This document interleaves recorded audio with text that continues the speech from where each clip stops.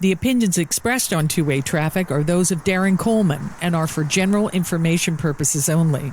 It does not constitute any legally binding engagement between the podcasters and anyone else. Always check with your advisors to obtain your own tax or investment advice.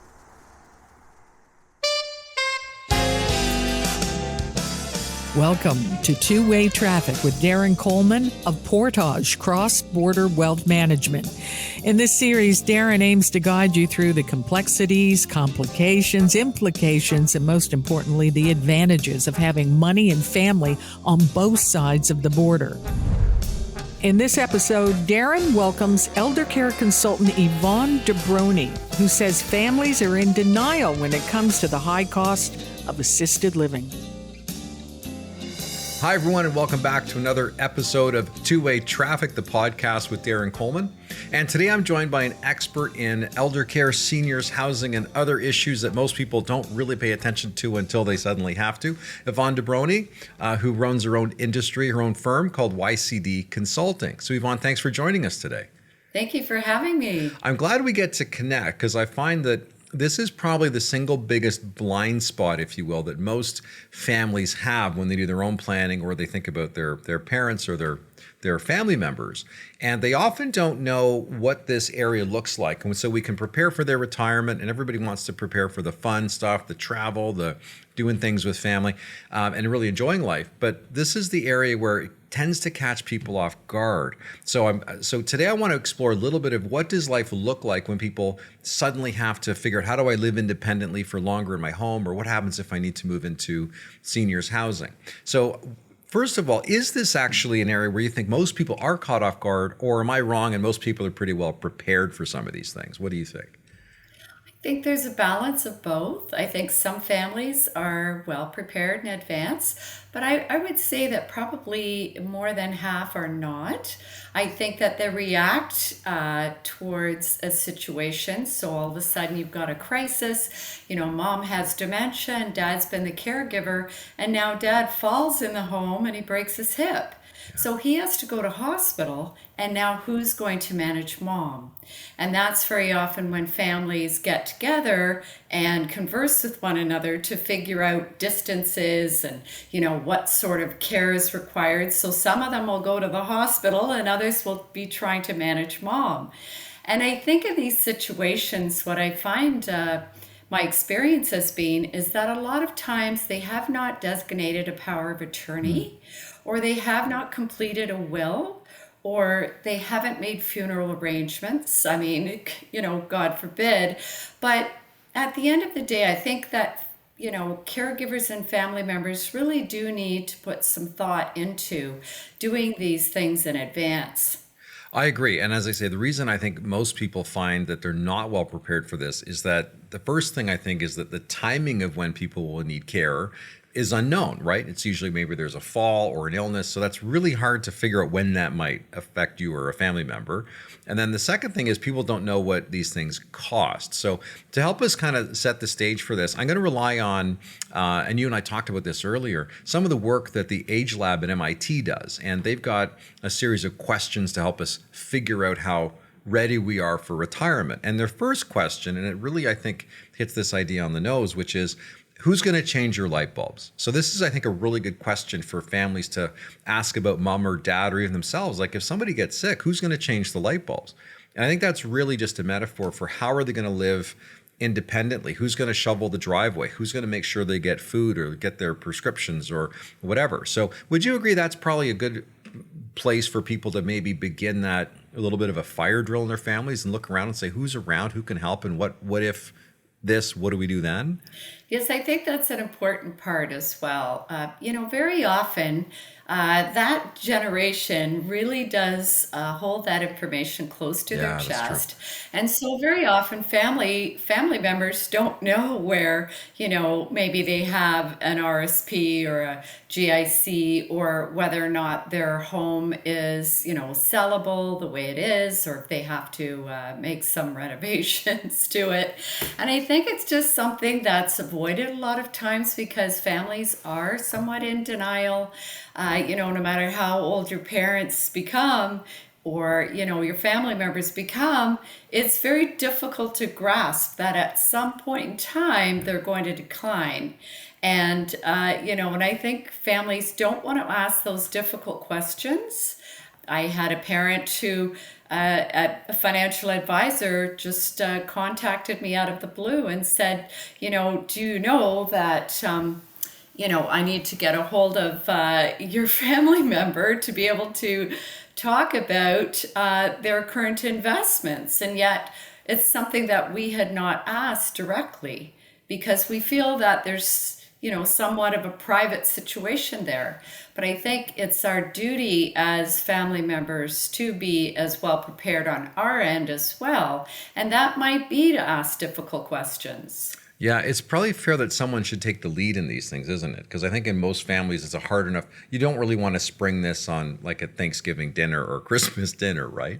It might need a little more of a formal meeting or a conversation with some structure to it. Is that fair? Yes, absolutely. I think it has to be that purpose where you sit down and, you just basically share that all the information will be kept confidential and, that it's important if something does happen that, the family members are prepared and know what to do. And very often this is not the case. I mean, I just had a family member ask who the power of attorney is, for my father. And we were not 100% sure. And he took ill. He's, thank goodness, much better now. But at that point in time, you're trying to deal with the crisis itself. And then all of a sudden you're left in charge of trying to figure out who's going to make the decisions for care or financially. So I think this is an important conversation to have in advance of anything occurring. Now, you make a good point about how often people are dealing with these issues that are somewhat bureaucratic and administrative, and they could be determined in advance, but often they're not. And often people are dealing with these things while they're in this emotional crisis because somebody's ill, somebody's in the hospital. Yes. That's probably not the best time to have that chat with your brother or sister about who's going to look after mom or dad, right? It's a bit emotional. Have you found that to be the case? Yeah, absolutely. And I also found that very often a parent has made a decision to give the power of attorney to one specific child and not the other two. And then sometimes it's a version of all three of them or two of them that have the power of attorney. And they can't seem to agree on what the next steps might be. So very often you'll find one family member who says, we should really move mom and dad into a retirement community or long-term care. And then the other one is saying, no, let's have mom and dad be, independent in their home. But I think the other factor is that, you always have to consider, even though the mortgage is paid off, you really do need some cash flow as well. So, that presents a whole different set of issues. Yeah, because they have to be able to pay for all this stuff, right? So I want to get into that in a second. But in terms of a couple of best practices or things I think listeners can take away from this, one of them I'll share from our side, because you mentioned about that financial advisor calling to figure out who in the family can I talk to. There's a relatively new administrative element that financial advisors in Canada now have, which comes from what the US advisors have had for a long time, which is this idea of adding what's called a trusted contact to your file. So if people are listening and have not done this with their advisor, then I'd recommend picking up the phone and calling and saying, I'd like to add that to my file, because our privacy rules are such that our hands are quite tied. If you haven't told us who we can talk to, then we can't talk to anybody about your account. But if you've given us permission to share limited information with a friend or a family member, then at least if we're maybe talking with you and the answers aren't quite what we thought or what have you, we have someone else we can contact that you've told us is the person that we can reach out to. So it could be, as I say, a child, a friend, a family member. So adding that trusted contact to the file is really helpful for everybody. So that's a little tip for folks. You mentioned the power of attorney and the will. These are things that people, if they don't have one, they should probably get one, right? Probably a good idea. Yeah. And I think we should also point out there's two kinds of power of attorney. So the will only work. We encounter this sometimes. People will say, I have a will. Well, it doesn't matter. The will only works once you're gone. And the power of attorney is the document that works until you're gone. So you need both of them But then there's two kinds of power of attorneys, right? Do you want to maybe touch on the two different ones? Yes, please. So the one that I would need is, as a financial advisor, is a power of attorney for property. So that tells us who else can engage with your portfolio, your investments, your banking, that kind of stuff. But the one the health industry needs is quite different, isn't it? Yes, it is. That power of attorney is responsible for making decisions on behalf of that party in a healthcare capacity. So, say for instance, the resident or the patient has, had an extreme crisis situation and they are now on life support. There needs to be that whole meeting or congregation of, POAs to be able to determine, what would be the best route. And that's a very difficult decision to make. So very often I would recommend that, more than one person be the power of attorney for care so that you can actually, look at it closely and determine together what would be the best route. Because you can imagine how you feel making a decision like that on your own. So I think that's important to mention too. And it's critical to have this document, isn't it? I don't know. Have you ever encountered a situation where the medical professionals weren't sure who to listen to because, one family member saying one thing, one saying another? What would the doctors, the nurses do in that situation? They just stop, or how do they make a decision? I think, very often what happens too, I feel, is that, when a family member is very close and emotional and, they have to make a decision fairly promptly, I think, the doctors, the physicians are very matter of fact. That does help the family sometimes, just to have that candid conversation to say, this is what I would recommend, but it's completely up to you. I just had a situation like that where, a family member was provided with news that was, not nice news. And they had to, make decisions. And so I think it's just almost like a buffer or comfort if you have another family member who you can rely on and go to and say, what do you think? This is what the physician has said. This is what the nurse has said. And, we have to make this difficult decision. And, what would you recommend? And if you can come to an agreement, I think it just helps people feel better about making a very difficult decision. Yeah. The one thing that I think about, and this is why we encourage clients to make sure they have this document, is that at the medical community, if the doctors aren't sure if there's a family dispute about what care to provide, they don't often know who to listen to. And the thing that the worst case scenario, I think, was something that happened in the United States a few years ago. People can Google this. I forget the name of the lady, but she was brain dead, and her parents did not want to end her life. And her husband said, we need to let her stop suffering. And because they couldn't agree, this all went all the way, I believe, to the Supreme Court in the United States for this argument. Now, that's a horrible tragedy for that family all the way around. And what's interesting to me is if she had had a document that told the doctors, I want you to listen to this person or this person, it would have been decided much earlier, right? So I think that's the first thing. I agree. And you mentioned a really good point, which is to give the power of attorney to more than one person potentially. So let's say there's 3 kids in the family, so that they can kind of share the decision. Would it be wise if they had maybe a majority rule in there? Because otherwise, if they all disagree, you're kind of at a standstill. So maybe there's a tiebreaker clause or something like that. So maybe 2 out of 3 or something like that. Would that be? Have you seen that before? I haven't seen that personally before, but I think it's a great idea if it doesn't already exist, because, I think the majority, of the input should be sort of part of the outcome. Right, and shared. Well, I'm not an attorney, but I did stay in a Holiday Inn Express one time, so that's maybe where that idea came from. So this is really important, getting the planning done. One of the things I think also surprises people is what all these things can cost, whether it's having care come into the home. I think for many families, that's a key thing they want to do, is keep people comfortable in their existing surroundings. So why don't we talk first about what people might need to be prepared for if you want resources to come into the home to look after mom or dad or Aunt Mary or Uncle Kevin.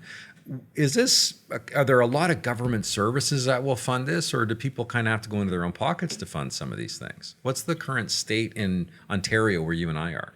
Yeah, there are a lot of services available to do in-home care, and that can include, personal care as well as, light housekeeping, just depending on what it is that you're looking for. I think that it can become quite costly, just simply because, I think the resources out there that are free definitely are a limited amount of hours per day and per Right. week. So I think the maximum hours that you can have free is 4 hours, up to 4 hours. If you've had something traumatic happen, like when my mom broke her Is hip, that a day or a week? yeah, that would be a day. If you've had a serious injury, and my mom fell and broke her hip, and we did have some of those services come in, it was up to about 4 hours per day if they have the staff available. Ah, So that's the other thing with an increase in demand, sometimes they just don't have the staff available. So then you have to go to private care, which of course is at a quite a cost, especially if you need a registered nurse right.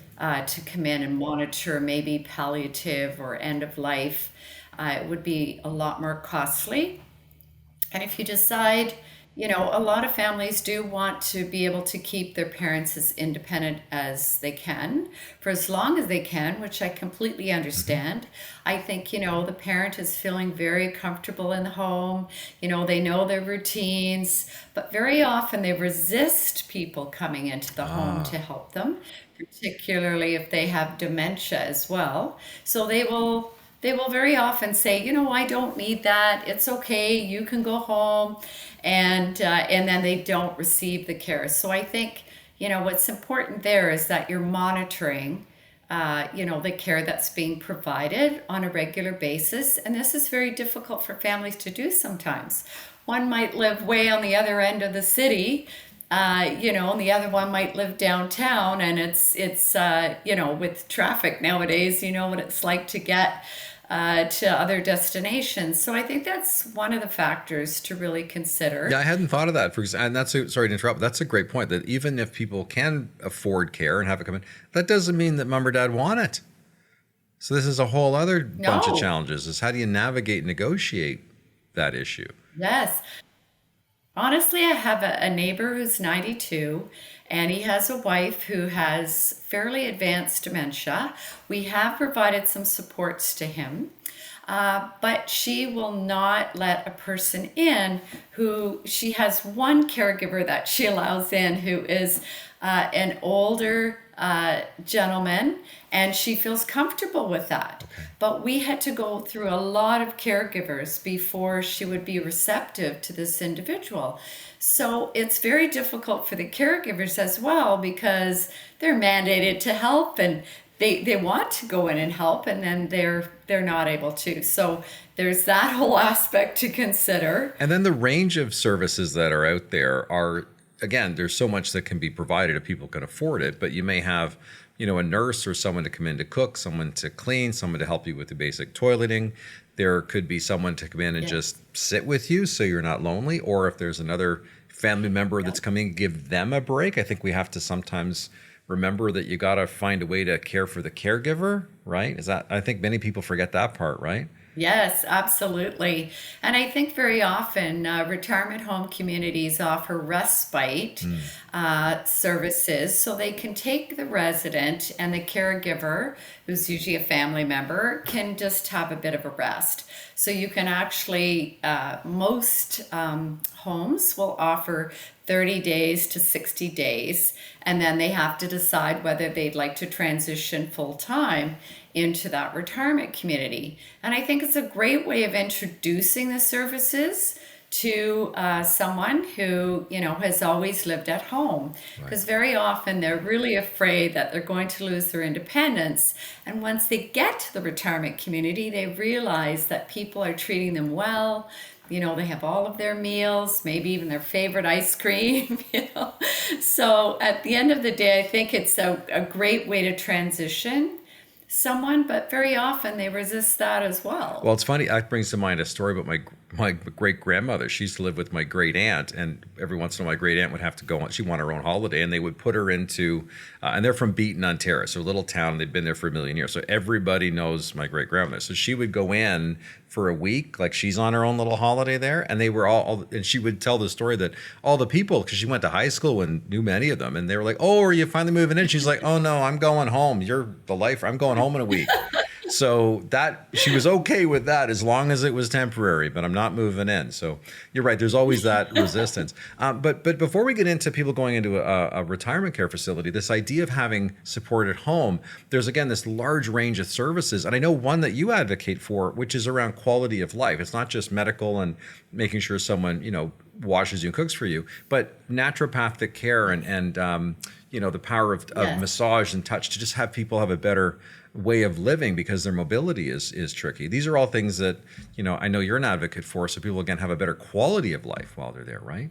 Yeah, absolutely. I feel, that people are more in tune on what to do in terms of, or, what resources are out there to sort of live their life holistically and, for the purpose of de-stressing and, exercise programs that are going to promote longevity. I think that we're much more aware of these things now, and I think that a lot of organizations are offering these sort of services, like Canadian Life Care. They've developed an online training program that certifies you, so you could be a caregiver, PSW, or you could be a family member.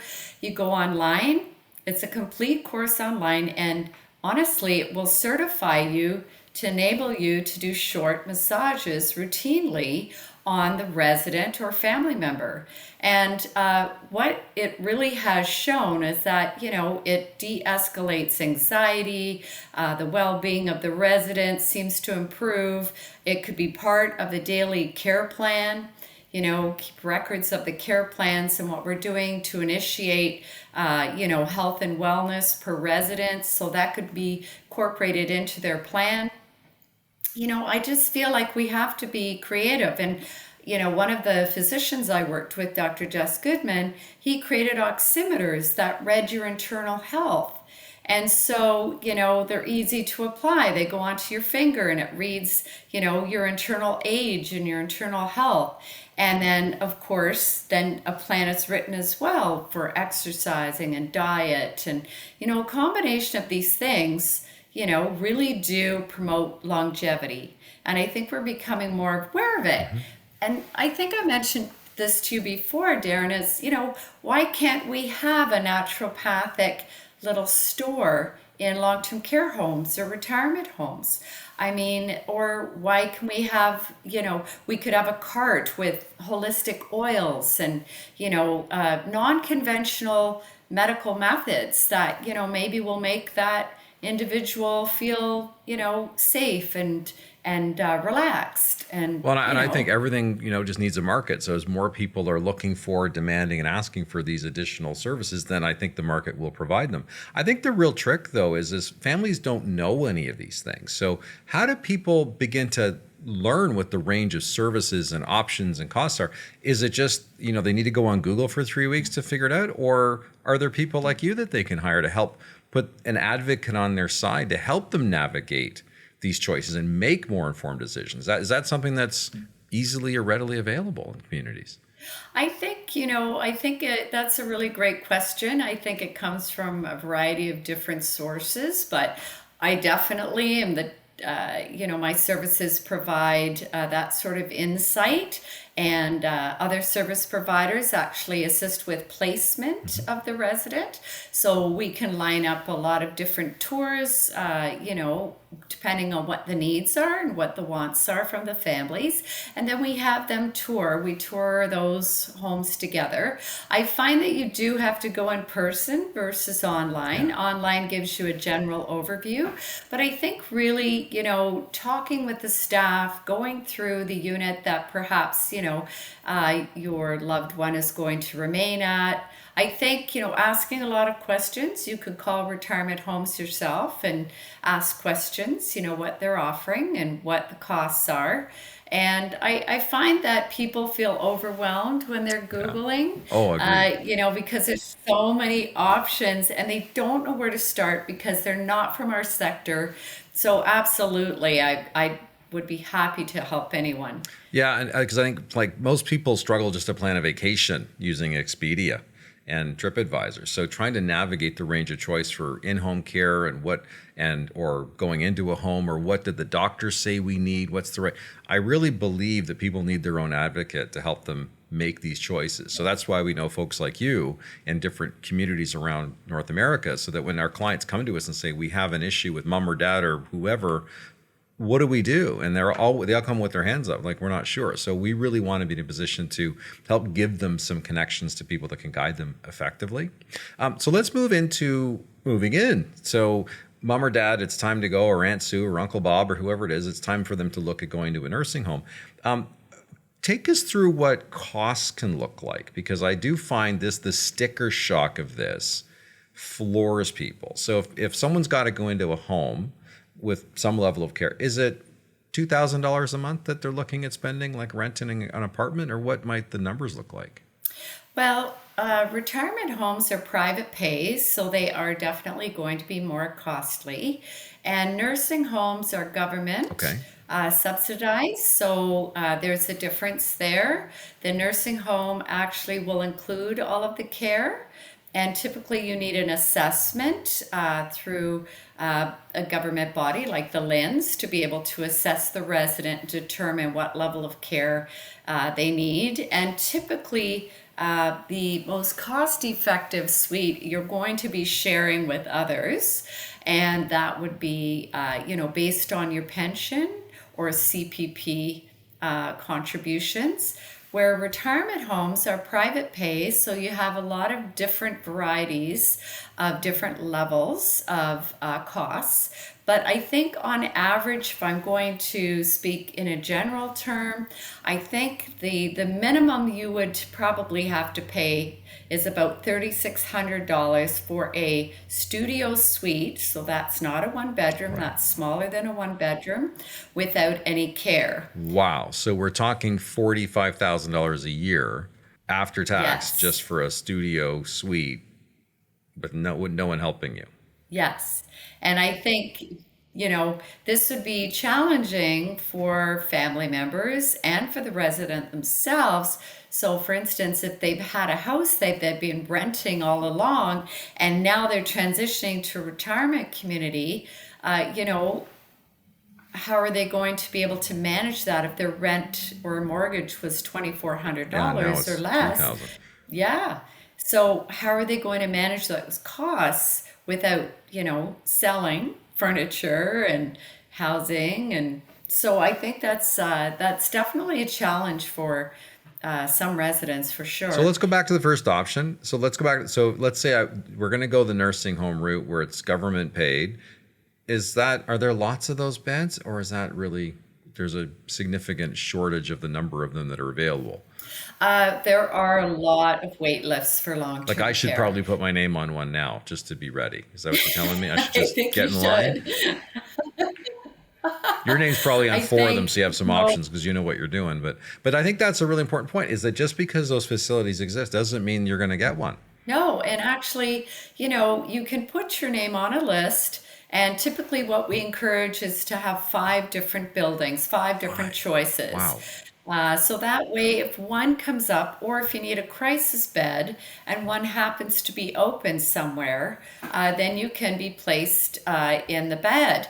However, very often what happens is families are really intimidated by that. They're afraid to put their parent on a list because then they get a call one day and they have to decide within 24 hours Roll if her on they're in going here. to take that.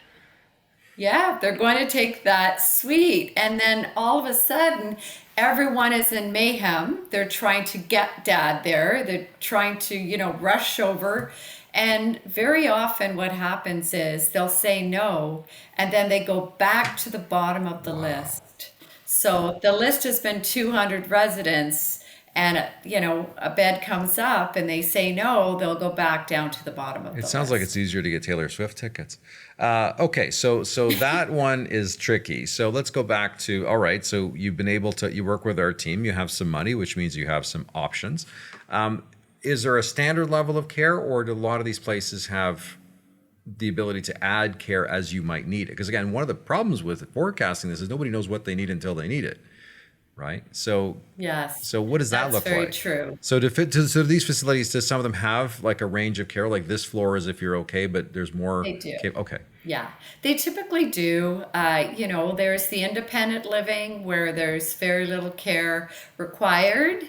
But then they would have a la carte services that you could actually pick from. Okay. And then you have sort of the mid tier where they offer, some services a la carte, or they have bundled services, which is, for instance, med admin and a, daily bath or a weekly bath or whatever, they've decided to put together for a bundled rate. And then there are dementia care units or secure units if someone is wandering. And those, can sometimes become costly just depending on the amount of care.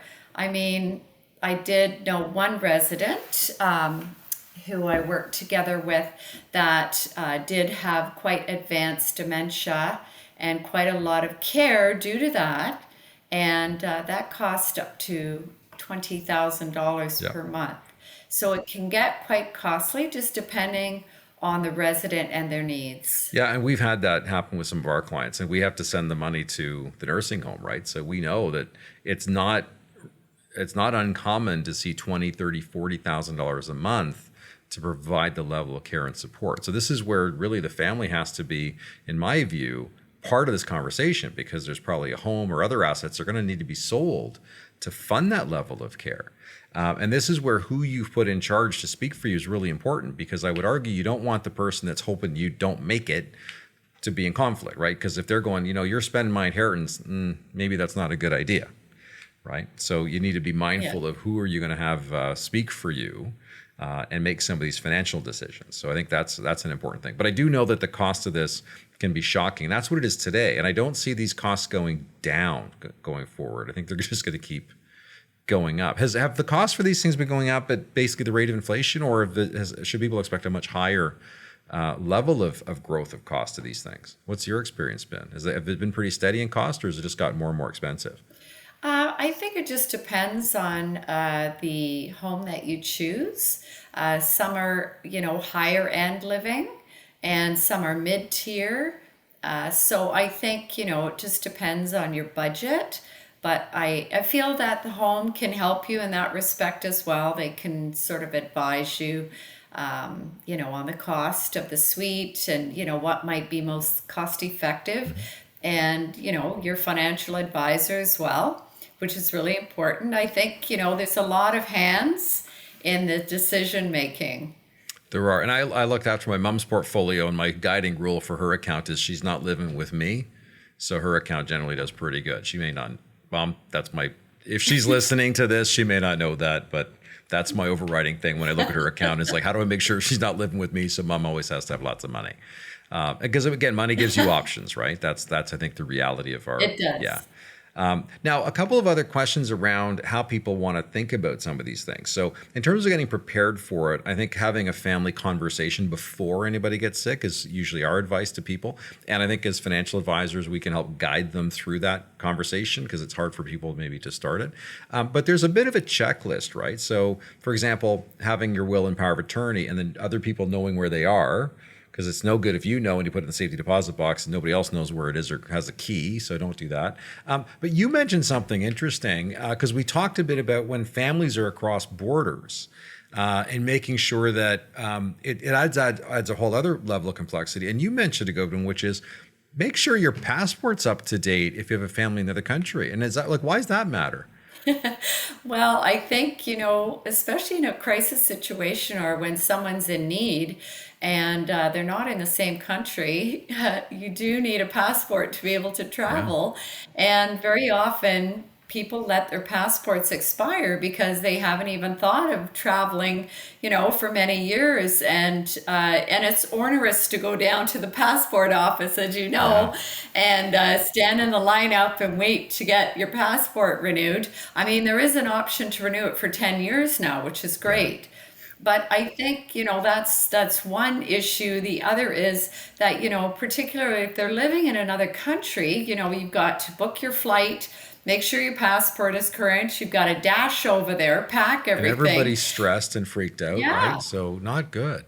Yeah, full of anxiety. And then you get there, and then where do you go from here? If, say, for instance, your parent has dementia and they don't remember which lawyer helped Right. them with the powers of attorneys, or where their will is located. So I think it's important that families know where they're storing the will. I have a little box in my closet, and everything is labeled so that everyone knows, this is where everything is in the event that something does happen. Yeah, and I think this is an area where people really can benefit from some professional guidance from people who've done this before. So we regularly will take our clients through a fire drill. So we're like, okay, somebody gets sick. So what do we do?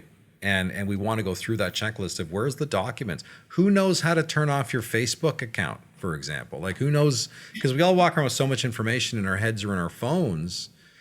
Who else can maybe get in there if you need them to get in there, right? Things like, and I'm going to add that one to the list, is everyone's passport up to date? We just take that for granted. I'm going to add that to our list of things to get prepared for. But I think that this is really wise that people actually sit down and go through this, and they can use a consultant or somebody or an advisor to say, help guide me through this. And how can you get mom or dad at the table? Because you mentioned at the very beginning, I think that's very important, is families are often very protective of information, especially parents with adult kids. They may not want to share for whatever reason. Or they'll tell one person but not another person, and that can lead to a lot of arguments because everybody's suddenly 8 years old when mom or dad gets sick. Have you found that this is like people maybe not be in their best frame of mind when this happens? Oh, absolutely. I mean, there's a lot of times where there's a lot of, disagreeing or feelings that have been hurt. I know one family where they have three sisters. Two sisters are getting an inheritance. One sister was left out. Yeah. So now the one sister doesn't speak to the two sisters. And, it's really a sad sort of a situation. But I think had they had a conversation, all three of them with their parents to begin with, maybe that would have made things, a little easier. And the mom has passed away, and the dad has advanced dementia, and they didn't know enough to get a MOCA score done or a capacity evaluation, because if he's no longer able to make decisions for himself, then it automatically moves over to those three sisters who were powers of attorneys. So it's all of these little things. I love your suggestion where you said, there should be a checklist. Typically I will do a checklist if someone is looking for retirement home or a nursing home. And that way I know I'm checking off all of the little boxes. Okay. And I think we need to do something similar to that for the powers of attorneys and wills and, have we done all of these things? Well, what we'll do is you and I maybe will take that away as a project together and say, like, what are the items that you have in your checklist? What are on ours, and make sure we covered that so that families have that. And from our perspective, where this really became urgent was in the pandemic. And because again, we run a very large cross-border practice where families are often split across borders. And it wasn't even enough that your passport was up to date. You literally couldn't get across the border for 3 years, 2.5 years. And so one of the things we worked on with people, or mom and dad were in a home, you weren't allowed to go visit them. Or, you weren't allowed to leave your house unless you were walking your dog or getting toilet paper, is what Doug Ford said. So we worked a lot with families and said, and this is, I think, a good way for maybe families to think about having this conversation together, is we used, and this came from someone in your industry, they said, a circle of care. And I thought that was such a great idea, such a great and powerful phrase, so we would have families, we would talk about, how do we put that circle of care around mom or dad? And what is that? And so some of it's administrative, who's got the paperwork, who knows the phone number. Who knows does anybody know the name of the dentist? Does anybody have this stuff? But then other things like they can't go to Shoppers Drug Mart. How do they get medication? How do we know when it's being renewed? Are we sure that they're getting food? Like some of this stuff was shockingly hard. Even now we go, well, how hard is that? But in the pandemic, that was a really serious consideration. So is that something that you would take people through? Is that idea of circle of care? Is that a term that you like? Absolutely. Oh, 100%. I mean, I really, survived through COVID. I was in buildings every single day to support the staff and the residents. And I was full PPE'd up with face shield and everything, let me tell you. And I think what was the most evident was that, not being able to see their family members at the very beginning until we were discovering, that we could, have families come and visit with, prepared with their PPE on. But I found that, the mental health declined, with the residents and service providers even were canceling. They were so afraid of coming into a place which had, residents that they could catch it from or they could give it to. Yeah, they could harm. And I think, sorry to interrupt. I think that's actually really interesting what you talk about the mental health, because I think a lot of the focus is around, are they going to be getting their medication? Are they going to make sure they don't fall down a flight of stairs? Are they going to make sure they don't wander off and we can't find them anywhere? So we think a lot about their physical security, right? But I think we also have to be mindful of what is their interaction with other people, because that concept of being social is really, really problematic for people as they age and their universe, their community gets a bit smaller. So, for example, when people want to age in place or age at home, well, that's great, but how do they stay connected to anybody? So that's now in your experience, is that actually an area that people are really focused on, or most people tend to not put as much attention on as they should? I think it's interesting because, I feel that some families are, very focused on that. And then other families, I had one family where she went to visit her mom, and that was actually during COVID. And she realized, mom has put like the iron in the freezer. Yeah. And had she not gone and visited her, in person, she would not have known that, and she would not have been signaled that there was something more going on.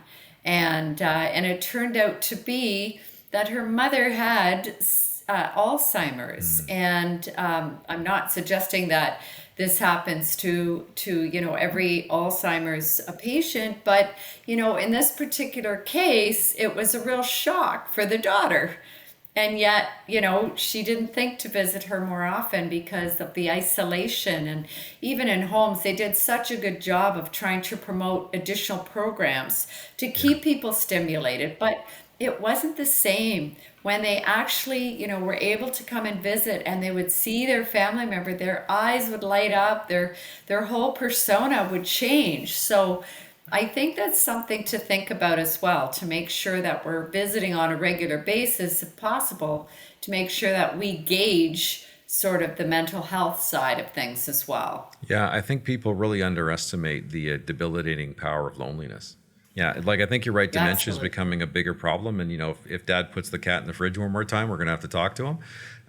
Or maybe that's what the cat likes. I don't know. But you're right. I think this idea of having, and this is, again, back to Dr. Joe and the AH Lab at MIT, this is their second question for how ready are you for retirement? And it's who are you going to have lunch with? And it's really a metaphor, a paradigm for how are you going to maintain social contact? How are you going to stay in touch with people?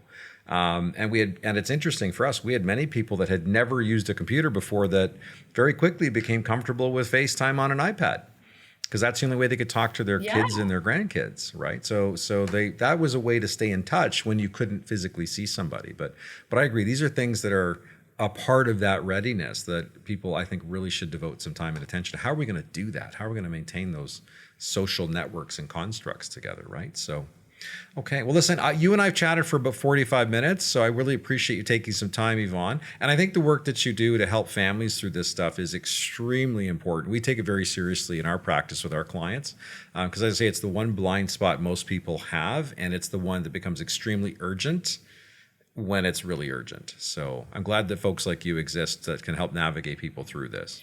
Thank you very much. I appreciate it, and I love what you do too. Great. Well, thank you very much. And for those of you listening and watching, thank you for your time. If any of these issues are things that you'd like some more assistance and support with, we're happy to help. And I think, Yvonne, you and I will take that offline and we'll compare our fire drill notes, and maybe we'll have something that we can bring to the public and say, look, this is maybe a place to start these important conversations with families. So I'll thank you in advance for your help with that. That's great. Thank you. This has been Two-Way Traffic with Darren Coleman of Portage Cross-Border Wealth Management. Thanks for watching and listening. If you have any questions or comments or ideas for new episodes, send us an email at twowaypodcast@gmail.com. And you can find the Two-Way Traffic podcast on Facebook and Twitter. This series is a production of the Acme Podcasting Company.